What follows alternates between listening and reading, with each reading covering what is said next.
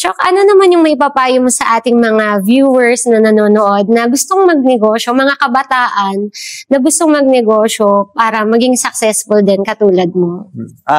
Siguro ang ma-advise ko lang is yung ang pagnenegosyo naman is isang formula lang siya. So, kailangan mo pag-aralan. Kung gusto mo magnegosyo, pag-aralan mo din magnegosyo. Wala siyang pinagkaiba sa kung gusto mo mag-doktor, pag-aaralan mo din maging doktor. So, people management, financial management, etc. is a part of business. So, before ka magnegosyo, hindi siya patibayan ng loob.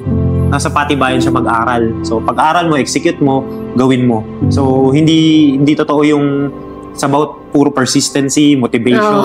Kasi wala naman, di pa naman porket motivated ka ngayon, bukas maayos na yung negosyo mo or maganda na yung negosyo mo agad. Dire-diretso lang Dire-diretso na agad eh. Wala kang ginagawang action na mag-aral. Wala kang ginagawang action. So, business is one formula. Pag-aaralan ng negosyo, pag-aaralan siya, nagagawa siya, pero pagtapos ng pag-aaral sa negosyo, kailangan patibayin mo yung sarili mo. So, yun yung pinaka-ginagawa namin sa side namin. Yun, lahat naman ng pag-aaralan, kailangan lang talaga ng tiyaga. Lahat naman ng may tiyaga, yun, may nilaga.